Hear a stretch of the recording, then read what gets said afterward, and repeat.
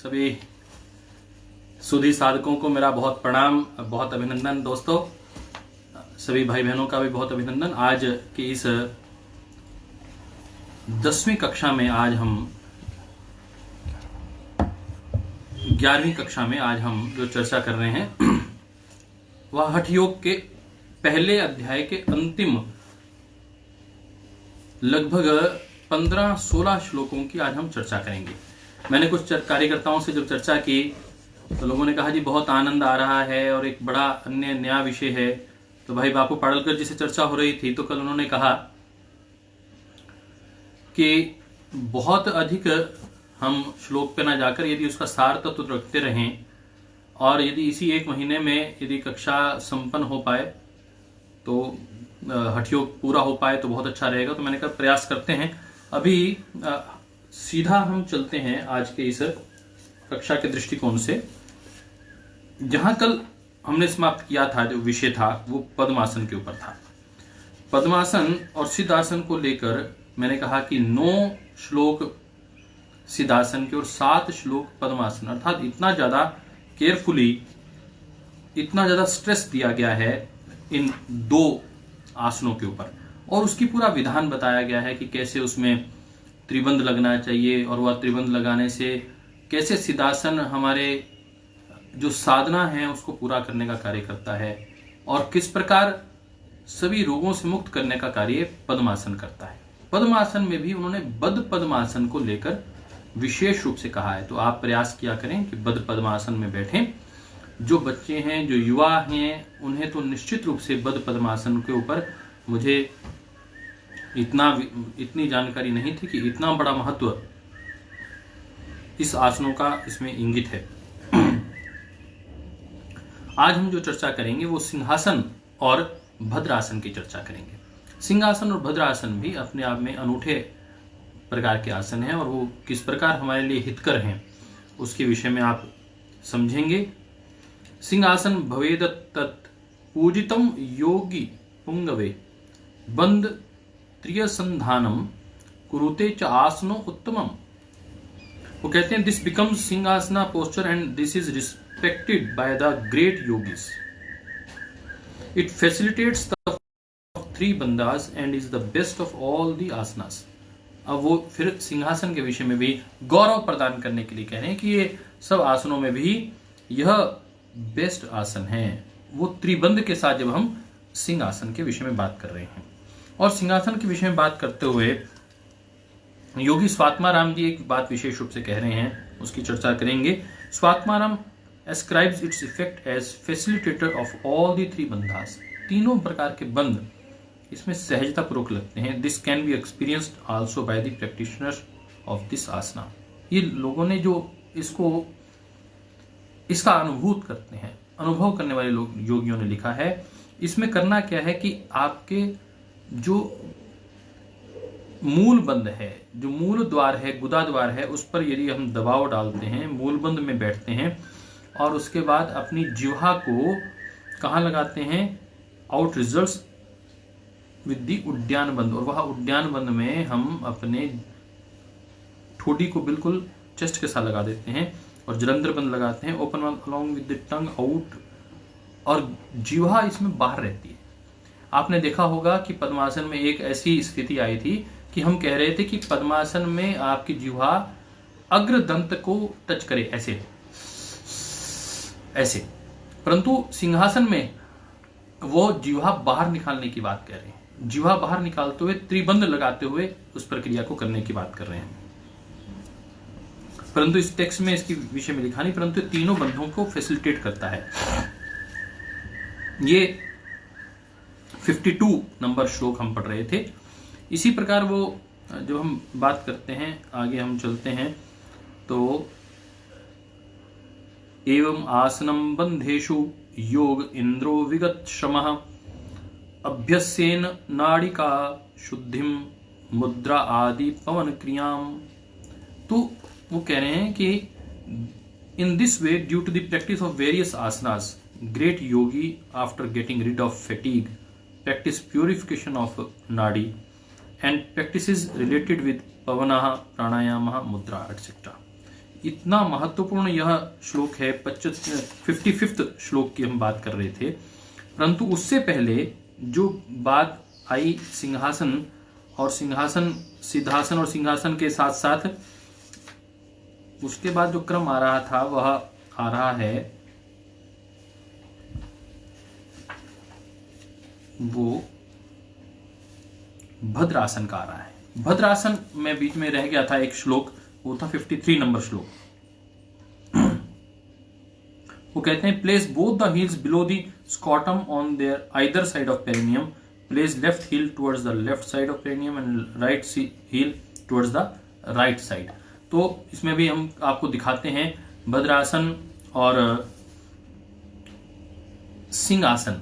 इसकी यदि आपको आपके सामने जानकारी रहेगी तो आप इसको पाएंगे कि भद्रासन जो है वह बिल्कुल स्पष्ट, यहाँ जैसे श्रद्धेय स्वामी जी महाराज करवाते हैं बिल्कुल ठीक वैसा ही अपने को देखने को दिखाई देता है और वैसा ही हम करते हैं। देखिए सिंहासन के विषय में दो मुद्राएं हैं। एक सिंहासन की मुद्रा ये है, सिंहासन,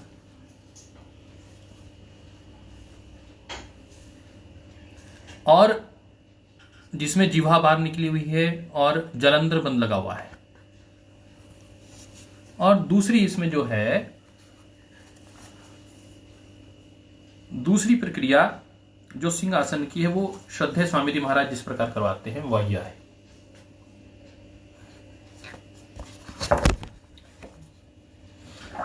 ये अब आपको स्पष्ट दिखाई दे रहा होगा।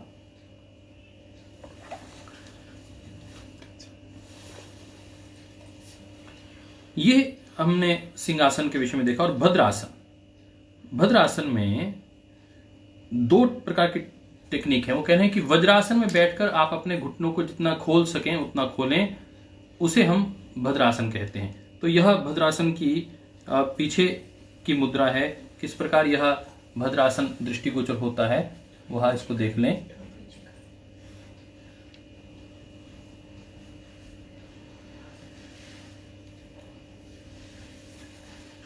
तो इसकी दो विधियां भद्रासन की मैं कल देख रहा था, हमारे हिमाचल प्रदेश के भी एक कार्यकर्ता इसको बहुत अच्छे से कर रहे थे भद्रासन की इस प्रक्रिया को, भाई लक्ष्मी जी। ये देखिए कि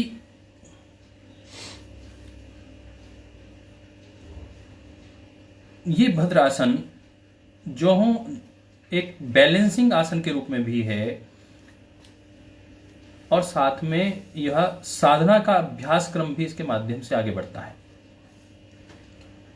तो भद्रासन और सिंहासन की चर्चा हम कर रहे थे, उसमें वो कह रहे हैं कि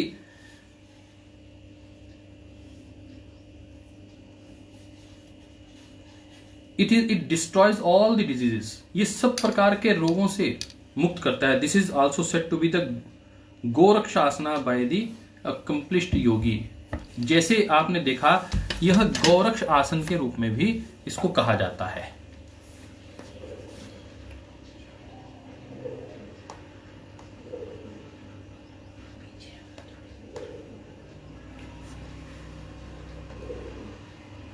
जो मुद्रा मैं आपको दिखा रहा था, जब पांव की एड़ियों पर अपने आप को बैलेंस करना, वो कुछ सामान्य कार्य नहीं है, वो अपने आप में एक बहुत ही कठिन कार्य है।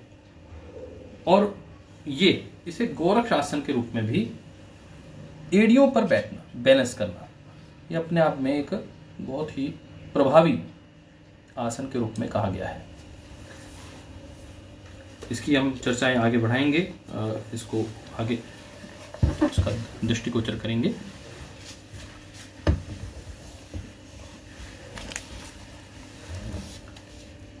एवं आसन बंधेषु योग इंद्रो विगत श्रमः।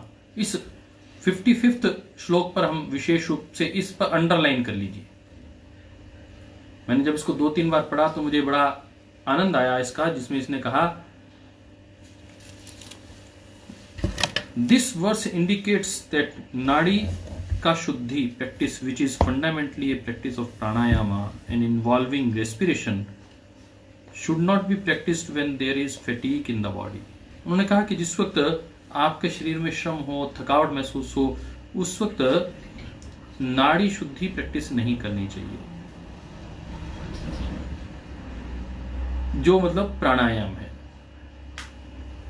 Probably due to the practice of asana, fatigue may cause. Then, in that case, the practice of pranayama should be taken up when one has overcome the fatigue. This precaution should be taken before taking up the practice of pranayama, etc. Higher yogic practices.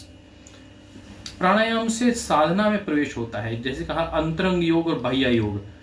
जब तक हम आसन तक सीमित हैं तब तक बहिरंग योग है। आसन के बाद हम प्रत्याहार, आसन के बाद हम यदि प्राणायाम की बात करें, प्रत्याहार की बात करें, तो प्राणायाम और प्रत्याहार एक ब्रिज का काम करते हैं, और धारणा, ध्यान और समाधि ये हमारे अंतरंग योग है। तो अब अंतरंग योग की जब हम बात करेंगे तो अंतरंग योग में प्रवेश हो रहा है आसनों के माध्यम से। तो कह रहे हैं कि जब अंतरंग योग में प्रवेश करें तो आपको फटीक नहीं होनी चाहिए, बहुत अधिक थकावट आसन करने से अपने को नहीं करके उसके बाद ही अपने को प्राणायाम में स्थापित होना है। और इसका एक दूसरा उन्होंने एक विषय और रखा, in this way due to the practice of various asanas great yogi after getting rid of fatigue practice purification of nadi and practice related with पावना द प्राणायाम। तो एक पक्ष ये कह रहा है और दूसरा पक्ष ये भी कह रहे हैं कि जब आपको बहुत ज्यादा थकावट महसूस हो तो नाड़ी शुद्धि करते हुए, प्राणायाम करते हुए आप उससे मुक्त भी हो सकते हैं। तो ये दो विषय इस प्राणायाम के माध्यम से इन्होंने रखे हैं कि आपको प्राणायाम बहुत अधिक फटीक हो गई तो प्राणायाम करने के लिए ध्यान में नहीं बैठना, ताकि थकावट रहेगी तो ध्यान हो नहीं पाएगा। ये बड़ा सैद्धांतिक भी मुझे लगता है, साइंटिफिकली भी बहुत ठीक विषय है। आसनम कुंभकम चित्रम मुद्रा आख्यम करणम तथा अथ नाद अनुसंधानम अभ्यासम अनुक्रमो हठे।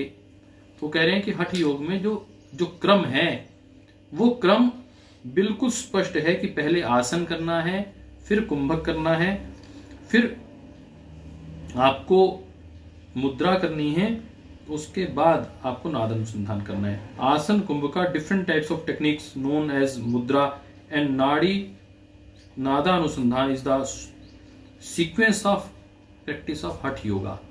हठ योग की प्रैक्टिस का यह क्रम है कि सबसे पहले आसन, कुंभक और उसके बाद मुद्रा, नाद अनुसंधान। इस प्रकार इसी क्रम से आपको आपके राजयोग में प्रवेश करना है। तो यह हमने हठ योग के विषय में जाना कि हठ योग हमें शरीर की साधना से मन की साधना की ओर लेके चलता है।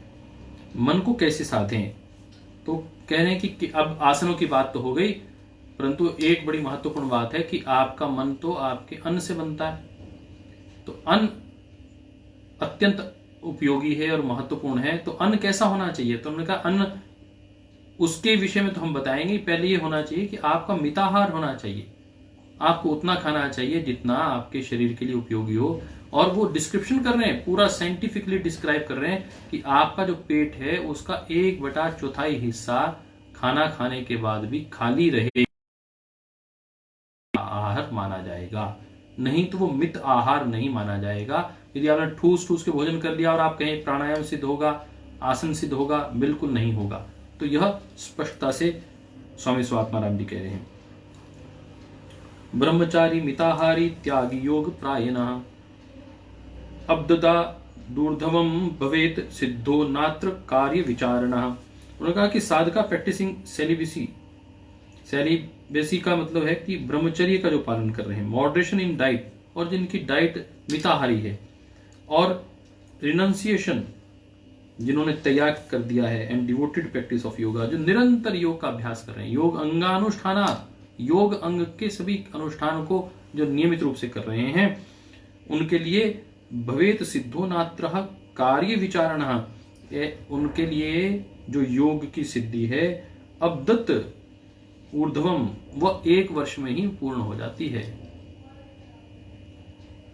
बहुत सुंदर उन्होंने, जैसे योग अंगानुष्ठानात् की बात आ रही थी, अशुद्धि क्षय, ज्ञान दीप्ति, विवेक ख्याति, ऐसे ही उन्होंने बिल्कुल स्पष्ट कहा कि वहां पिछले मंत्र में श्लोक में कह रहे थे कि 12 वर्ष लगेंगे, स्पष्ट लिखा था कि 12 वर्ष एक योगी को सिद्ध होने के लिए लगेंगे। परंतु यहां कह रहे हैं कि वो योगी जो मिताहारी है, जो ब्रह्मचारी है, जो नियमित अपना अभ्यास करता है, उस योगी को योग उसका 1 वर्ष में ही सिद्ध हो जाएगा। तो ये घोषणा अपने आप में बहुत महत्वपूर्ण घोषणा है। और हम अब प्रवेश करते हैं 58वें श्लोक में। सुस्निग्ध मधुर आहारः चतुर्थ अर्थांश विवर्जितः भुज्यते शिव संपृक्तये मित आहार स उच्यते। उनका मित आहार क्या है? Food that is well lubricated, sweet, leaving 1/4 part of the capacity consumed for the pleasure of God residing inside is said to be balanced diet. उनका मिताहार वो है जो भोजन आप अपने लिए नहीं करते, अपनी आत्मा के लिए। जो आत्मा, आपका शरीर तो रथ है, आत्मा के रथ अर्थात इस शरीर के पोषण के लिए जो आप भोजन कर रहे हैं, उस भोजन को मिताहार भोजन। और वह भोजन कैसा हो? वो भोजन हो वेल लुब्रिकेटेड, वह स्निग्ध हो, घी से पूरा परिपूरित हो, स्वीट, मिठास से भरा हुआ हो। और आप जब भोजन करें तो अपनी कैपेसिटी का 1/4 पार्ट छोड़कर आप भोजन करें, और इसे ही हम बैलेंस डाइट कहते हैं। तो उन्होंने कहा कि फिर ये तो आपने भोजन करना चाहिए, ऐसा भोजन करना चाहिए, परंतु कौन सा भोजन नहीं करना चाहिए उसकी चर्चा कर रहे हैं। Food that are said to be not conducive one, that is bitter, acidic, pungent, salty, hot, mustard and sesame oil, wine, fish, flesh of the goat, etc., curd, buttermilk, onion, garlic. उन्होंने कहा कि लहसुन, प्याज, बकरी अर्थात अन्य पशुओं का मांस, शराब और बहुत कटु और बहुत ज्यादा अमल, खट्टा और बहुत अधिक साल्टी और बहुत गर्म शराब और मांस के साथ साथ उन्होंने मछली विशेष रूप से लिखा, इन पदार्थों का प्रयोग। और खास तौर पर उन्होंने कहा कि क्योंकि शरीर, इससे आपको नींद ज्यादा आएगी, दही और छाछ का प्रयोग भी एक योगी के लिए वर्जित बताया गया है। तो ये बहुत अच्छा मुझे लगा कि आज अपने सामने विषय आया है। भाई संजीव जी, आपको कैसा विषय लग रहा है कि जितना बल महर्षि पतंजलि ने क्रियाओं की साधना पर दिया है, अपने साधना पाद के दृष्टिकोण से, समाधि पाद के दृष्टिकोण से साधन और समाधि की ओर आगे बढ़ने की बात की है, उसमें ये स्वामी स्वात्माराम जी का ये तथ्य कि हमें भोजन के विषय में भी अत्यंत जागरूक करता है कि हमारा भोजन कैसा हो। और भोजन हम प्रसाद रूप में लें, हम अपने लिए नहीं। हम रथी, जो हमारी आत्मा यदि सारथी है और ये शरीर हमारा रथी है, तो हमारा रथ जो है उसके पोषण के लिए हम लें। हम इसकी चर्चा कर रहे थे। और ये भोजन, और उसमें उन्होंने लिखा कि कौन से भोजन, आज बिल्कुल स्पष्ट है। लोग आज हॉट फूड के विषय में बहुत लगे रहते हैं। हम देखते हैं बर्गर और पिज्जा के विषय में, फास्ट फूड के विषय में लाइनें लगी हुई हैं फास्ट फूड की दुकानों के बाहर। परंतु आप देखें कि भोजनम हितम, वो कह रहे हैं कि the food should be understood not conducive which is heated again and again. जो भोजन बार बार गर्म किया जाता है वो हमारे लिए हानिकारक है। अर्थात यदि आपने एक बार तला हुआ समोसा खाया तो ठीक है, परंतु बार बार तला हुआ समोसा यदि खाया तो वो हानिकारक है। लगभग 1500 से 3000 वर्ष पहले हमारे सन्यासी ऋषि मुनि इस बात को कह के चले गए, अभी तक हमें समझ में नहीं आई इस बात की। पकोड़े हैं 3-3 बार 4-4 बार तले जा रहे हैं, 4-4 बार 5-5 बार उसी बर्तन में चाय बन रही है, heated again and again. That is very harmful and basic cause of the cancer. इसको अपने को ध्यान में रखते हुए करना चाहिए। Not too much salty, not too much acidic, not heated again and again, these are prohibited in yoga. कि हमारे लिए यह कतई भी हितकारी नहीं है कि बहुत अधिक खट्टा, बहुत अधिक एसिडिक भोजन हम करें। ये स्वास्थ्य के लिए अहितकर तो है ही, योगी के लिए भी अहितकर है, और योग को ऐसे, योगी व्यक्ति को ऐसा नहीं करना चाहिए। मधुर, लवण, कटु, तिक्त, कषाय, ये 6 प्रकार के रस होते हैं, और आंवला इसमें सबसे महत्वपूर्ण तत्व माना जाता है, जिसमें 5 रस होते हैं। हम इस प्रकार के द्रव्यों का पालन करें। परम श्रद्धेय स्वामी जी महाराज गिलोय और आंवले के विषय में बार बार कहते हैं, और कोरोना के विषय में अभी आज परम श्रद्धेय स्वामी जी महाराज का हम सब भाइयों को आशीर्वाद प्राप्त हुआ कॉन्फ्रेंस कॉल के माध्यम से, और बड़ी बात स्पष्ट आई। राजस्थान के एक भाई माधव पुरोहित, उन्होंने सूर्य नमस्कार, आसन और प्राणायाम विशेष रूप से करके कोरोना को पराजित किया। अब ये तीसरे भाई हो गए हैं जो ऑथेंटिकली जो योग करने से कोरोना से मुक्त हुए हैं। ये अपने आप में गौरवपूर्ण बात है हम सब के लिए। अब हम चलते हैं जो एक बड़ा, एक ये कहा गया है कि बहुत अधिक यात्रा नहीं करनी चाहिए, और एक बहुत ज्यादा संग नहीं करना चाहिए। और आप 62वें अध्याय की ओर, 62वें श्लोक की ओर यदि आपका ध्यान जाएगा,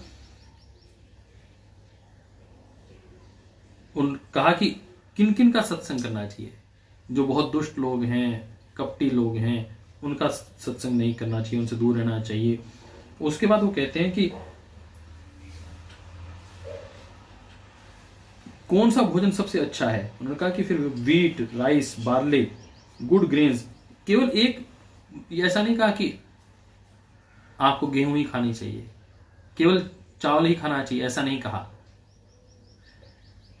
कि हर प्रकार का भोजन, और उसमें स्पष्ट लिखा कि बार्ले, जो हर प्रकार के ग्रेन्स और हर अच्छी प्रकार के चावल, और उसमें स्पष्ट लिखा कि आप दूध का, घी का, गुड़ का, बटर अर्थात आप मक्खन का, शुगर, हनी और जिंजर, अदरक का प्रयोग करें, कुकुम्बर, खीरे का प्रयोग करें, fruits, 5 leafy vegetables, green gram and rain water. और रेन वाटर का प्रयोग उन्होंने कहा उसका प्रयोग करें, ग्रीन ग्राम्स का प्रयोग करें अर्थात हरी दालों का प्रयोग करें, ये अत्यंत लाभकारी है। तो इतना स्पष्ट जो इन्होंने लिखा है मुझे लगता है अत्यंत हितकर है। और हम भोजन के विषय में कम से कम यह 8-10 श्लोक जो अंतिम है, वो आसनों के अंत में उन्होंने कहा भोजन के ऊपर विशेष बात की है। मुझे बहुत अच्छा लगा। हमारे सब साथी इस बात को सुन रहे हैं। भोजन के विषय में मैं प्रयास करके सोमवार को उपवास करता हूं। जो मेरे साथी मेरे साथ प्रवास पे रहते हैं वो जानते हैं, क्योंकि मेरा प्रवास ऐसे भी दिन थे जब हम 300 में से 300 दिन प्रवास किया, 365 दिन में से 300 दिन प्रवास पे रहा करते थे। चाहे भाई राकेश जी हों, बहन जी हों, सब श्रद्धेय स्वामी जी महाराज से पूर्व हमको 2-2 बार जाना होता था, तो बहुत लंबे प्रवास पे रहा करते थे। फिर भी हम प्रयास करते थे कि एक दिन उपवास अवश्य करें। तो हम प्रयास करें कि अब बीच बीच में उपवास अवश्य करें। अभी घर पर रहकर आप लॉकडाउन में हैं तो ज्यादा भोजन करना भी हानिकारक है। और इसमें स्पष्ट कहा है कि यदि भोजन आपने मिताहार नहीं किया और प्रसाद के रूप में ग्रहण नहीं किया तो निश्चित रूप से आपके लिए हानिकारक होने वाला है। अब A yogi should consume food that is contributing to health, sweet, lubricated, made of cow milk. गाय के दूध से बना हुआ भोजन अत्यंत लाभकारी है। गाय के दूध के ऊपर विशेष बल दिया गया है। Nourishing to the fundamental element, agreeable to one's own mind or taste, and which is conducive and fulfilling all condition of yogic food. इसे योगिक फूड कहा गया। पहली बार जो एक शब्द आया वो योगी भोजन। ये देखिए शब्द, मनो अभिलेषितम योग्यम योगी भोजनम आचरेत। कितना सुंदर वाक्य है, कितना सुंदर श्लोक है कि योगी भोजनम आचरेत। योगी का भोजन अलग प्रकार का है, योगी भोजनम आचरेत। और यह योगी का जो भोजन है उसको हम धारण कर पाए, इसकी चर्चा की गई। आप भी जौ का आटा, बाजरा, हरी दाल के स्प्राउट, काला चना, सबसे महत्वपूर्ण, हम सुबह सुबह कार्बोहाइड्रेट ज्यादा खाते हैं, ब्रेड ज्यादा खाते हैं, रोटी ज्यादा खाते हैं, चावल ज्यादा खाते हैं। उसके स्थान पर हम यदि प्रातःकाल स्प्राउट लें। हम प्रयास करके यदि काले चने उनको भिगोकर उसको यदि हम सुबह उबाल कर लें। मुझे अच्छे से याद है जब हम आर्यवीर के शिविरों में जाया करते थे तो हमें सुबह केवल मात्र काले चने और दूध मिला करता था। और आज जब मैं पढ़ रहा था कि वो भोजन जो आपकी मसल्स को मेंटेन करता है, जो आपके फैट को कम करता है, वो भोजन सबसे उत्तम है। और उसमें जो मोस्ट प्रोटीनिशियस फ्रूट है, भोजन है, उसमें स्प्राउट और काले चने बॉयल करके वो महत्वपूर्ण है, सबसे उसका हम प्रयोग करें। तो 64 में उसके 64 पे हम एक बार आते हैं। बहुत महत्वपूर्ण श्लोक है। युवा वृद्धो अतिवृद्धो वा व्याधितो दुर्बलो अपि वा अभ्यासात सिद्धिम आपनोति सर्वयोगे अति इंद्रितः। अत इंद्रितः, यह अत इंद्रित जो शब्द है इसको आप दोबारा इसको अंडरलाइन कर लेंगे। Young, old, very old, diseased और weak attains accomplishment in yoga with the practice without slackness. जो व्यक्ति, जो बूढ़ा, जो जवान, जो कहता है नहीं मुझे तो अब मेरा तो कुछ कोई मेरे जीवन में अच्छा हो ही नहीं सकता, मैं तो रोगी हो गया हूं, अब मेरा तो रोग मेरे मरने पर ही समाप्त होगा। स्वामी स्वात्माराम जी कह रहे हैं कि नहीं भैया, आप यदि योग का नृत्य प्रति अनुष्ठान करेंगे विदाउट नेग्लिजेंस तो ये आपका योग सिद्ध होगा। और व्याधि तो जो आप दुर्बलता है आपकी या व्याधियां हैं वो सब आपकी दूर होंगी। सिद्धि आपनोति, और आप सिद्धि को प्राप्त करेंगे। तो आप अपने जीवन में, हम सब लोग सोचते रहते हैं कि हमारे से ये भूल हो गई, अब हमारा जीवन इतना कष्ट में है, अब हमारे जीवन में हम इतनी व्याधियां हो गई, हम तो आगे बढ़ ही नहीं पाएंगे और हम जीवन में कम से कम कभी ईश्वर की प्राप्ति की ओर बढ़ ही नहीं सकते। तो कहते हैं कि जहां से आप हैं वहां से शुरू करें और कार्य आरंभ करें। निश्चित रूप से वहां आपकी यात्रा आपकी पूर्णता की ओर आगे बढ़ेगी। 64 श्लोक को आज हमने समापन करने के लिए आपसे 10-15 मिनट अधिक समय की मांग की थी। आप सब लोगों ने हाँ की थी, इसलिए हम 10-15 मिनट के लिए आज की कक्षा को बढ़ा रहे हैं। 10 मिनट में ही आगे की कक्षा संपन्न कर देंगे। क्रिया युक्तस्य सिद्धि स्वाद क्रियसे कथम भवेत, स्याद क्रियसे कथम भवेत, न शास्त्र पाठ मात्रेण योग सिद्धि प्रजायते। उन्होंने कहा क्रिया युक्तस्य सिद्धि, योग तो क्रिया करने वाले के लिए सिद्ध होगा। आपने यूं सोचा कि कुछ लोग बहुत अच्छा योग पढ़ाते हैं, उनका योग सिद्ध नहीं होगा। योग केवल पढ़ने से सिद्ध नहीं होता। स्याद क्रिया से कथम भवेत, पहले ये बताओ कितना योग आपको करना आता है। Accomplishment in yoga becomes possible only to the person connected with the practice. How a non practitioner can attain merely by reading scriptures, accomplishment in yoga is not attained। उनको कभी भी योग सिद्ध नहीं होने वाला, चला जाता नहीं, पेट इतना बाहर निकला हुआ है, हिला जाता नहीं। योग की बड़ी बड़ी संस्थाओं के हेड्स बने हुए हैं, बहुत बड़े बड़े HODs बने हुए हैं, परंतु हम योग कर ही नहीं पाते हैं। तो कम से कम हम दैनिक रूप से थोड़ा हो ज्यादा हो अभ्यास तो करें। तो श्रद्धेय स्वामी जी महाराज इस पे विशेष रूप से बल देते हैं कि हम अभ्यास करने वाले हों, प्रवीणता के साथ हम नित्य प्रति करने वाले हों, यह महत्वपूर्ण है।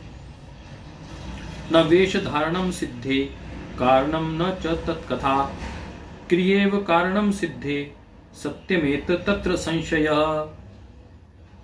उन्होंने कहा कि कहीं आपने सोचा कि हमने वस्त्र बदल लिए, अब हम वानप्रस्थी बन गए, अब हमने अपने वस्त्र बदल लिए और ब्रह्मचर्य का वस्त्र धारण कर लिए या अन्य किसी किस्म के वस्त्र धारण कर लिए, तो खाली कपड़े बदलने से, wearing particular garment or talking about it is not the cause behind accomplishment. इससे भी आपका योग सिद्ध होने वाला नहीं है।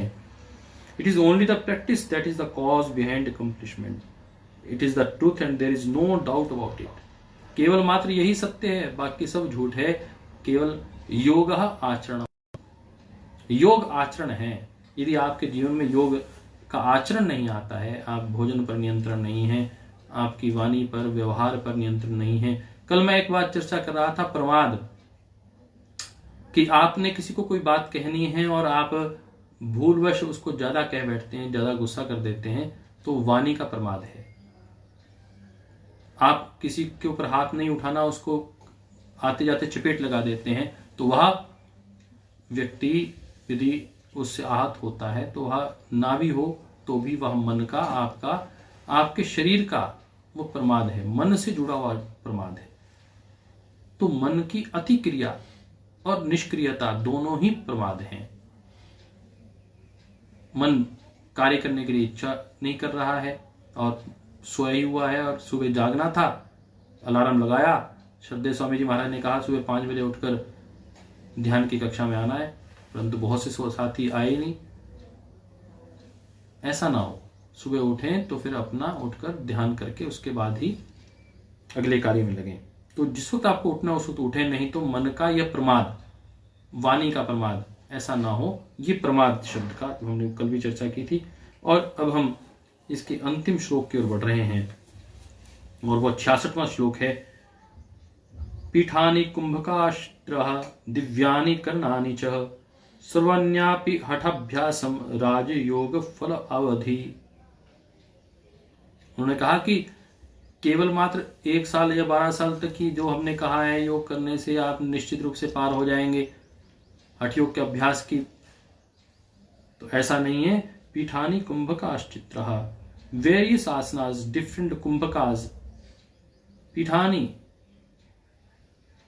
कुंभकाश्चित्रः दिव्यानि कर्णानि च, various asanas, different kumbhakas, various mudras, all of the Hatha yogic practices should be practiced till the attainment of Raj Yoga, the Samadhi.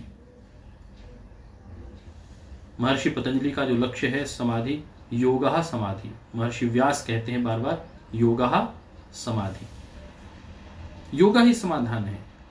चाहे वो समाधि थोड़े समय के लिए आप एकाग्र होते हैं, तुरंत अपने आप में बैठते हैं और अपने में समाहित हो जाते हैं, किसी कार्य में ऐसे रम जाते हैं कि कोई दूसरा व्यक्ति 4 बातें बोल के चले गया, वो बाद में कहता है कि आप मेरी बात ही नहीं सुनते, मैंने आपको कह के चले गया था, मैं कह के चली गई थी, परंतु आप अपने काम में पूर्णतः उस वक्त इन्वॉल्व होकर, समाहित होकर करते हैं, यही समाधि है।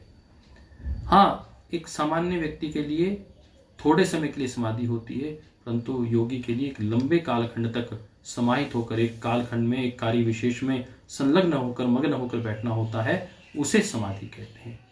तो आइए हम अपने समाहित होने के तत्व को आगे बढ़ाएं और राजयोग पूर्ण न होने तक हठ योग का निरंतर अभ्यास करना। उन्होंने कहा कि एक का नहीं, सबका अभ्यास करना है, आसन भी करने हैं, कुंभक भी करना है, मुद्राओं का प्रयोग भी करना है और नादानुसंधान का प्रयोग क्रमशः करना है।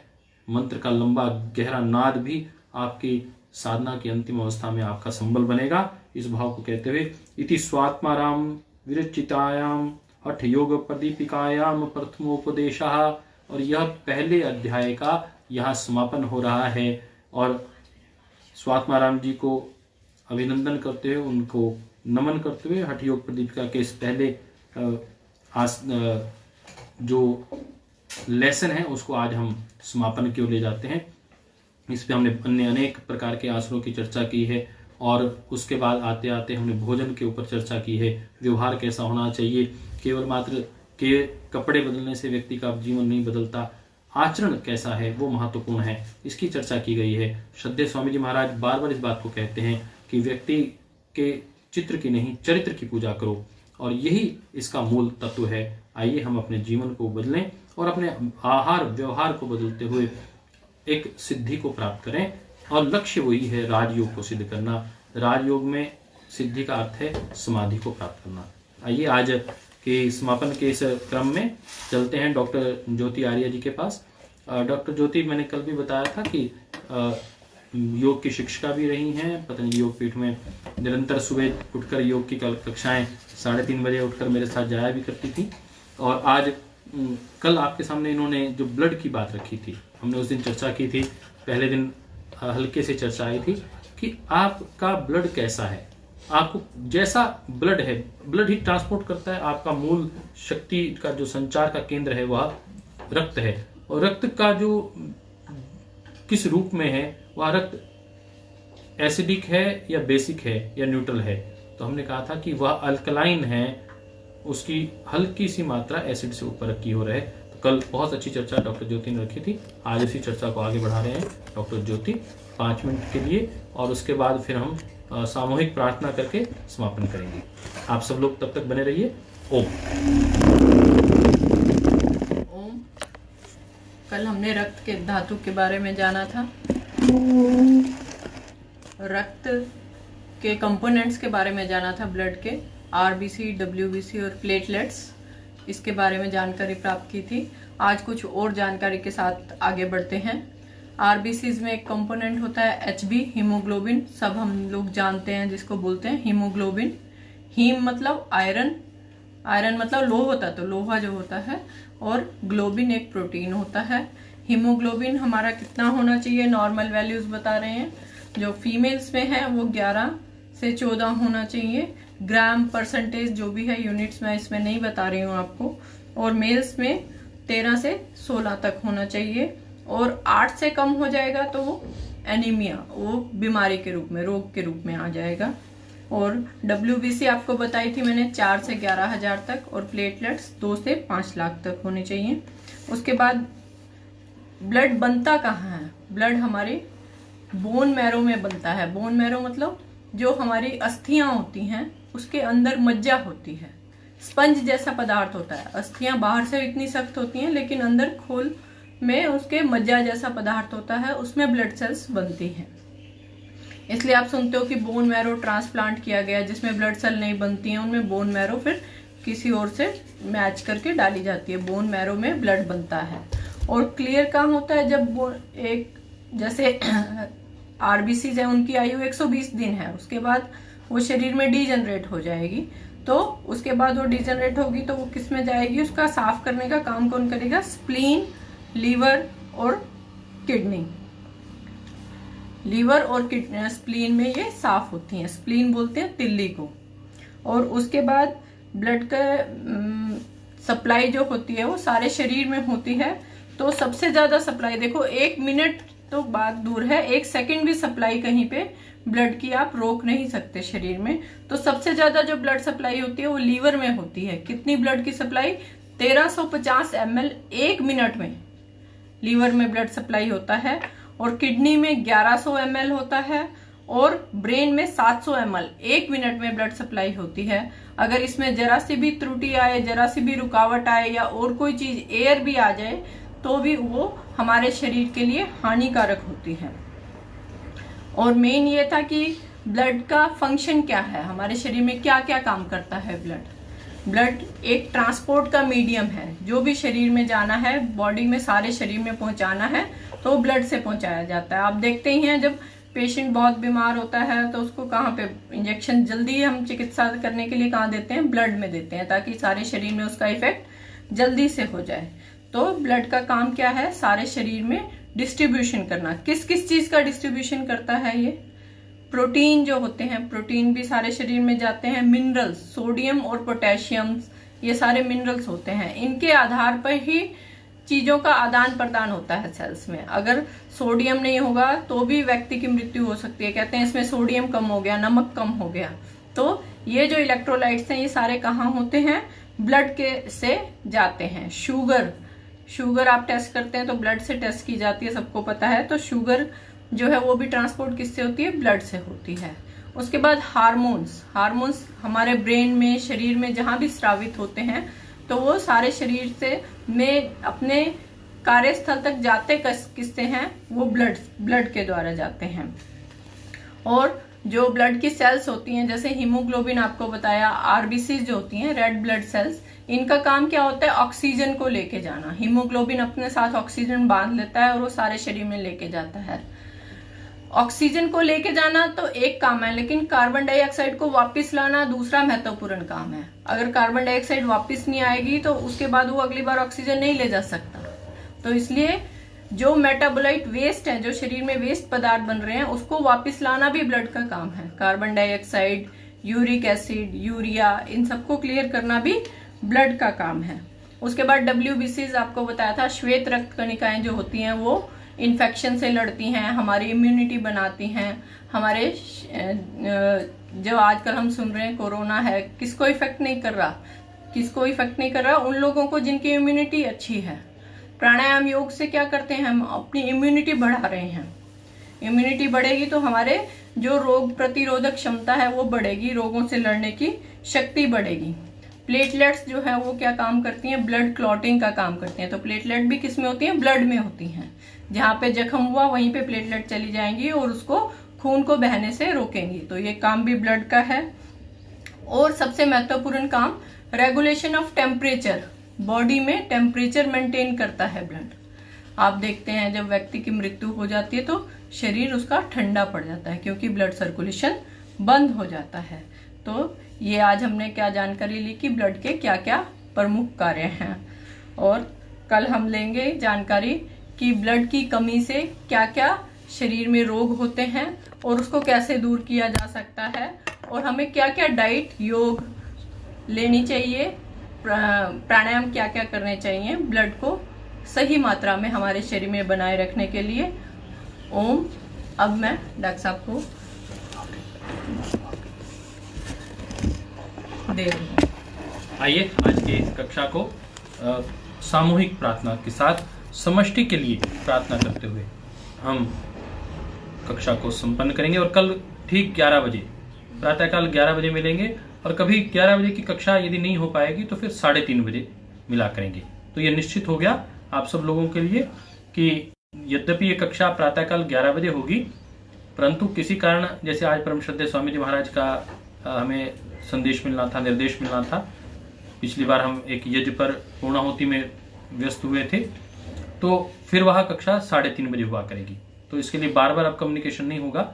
आप सब लोग समय परिवर्तन के बावजूद आज जुड़े, आपका बहुत बहुत अभिनंदन। आइए लंबा गहरा श्वास। ओ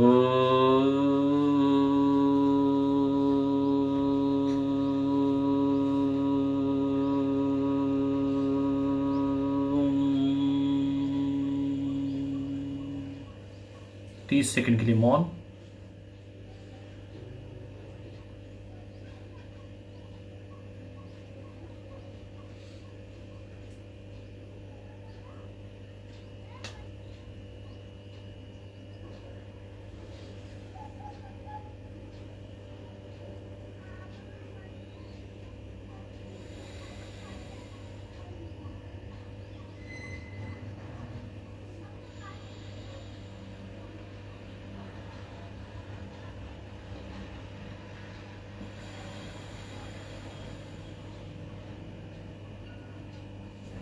ओम सर्वे भवन्तु सुखिनः, सर्वे सन्तु निरामयः, सर्वे भद्राणि पश्यन्तु, मा कश्चित् दुःखभाग् भवेत्। ओम शान्तिः शान्तिः शान्तिः। तेरा मंगल मेरा मंगल, तेरा मंगल मेरा मंगल, सबका मंगल होए रे, सबका मंगल होए रे, सबका मंगल होए रे। ओम।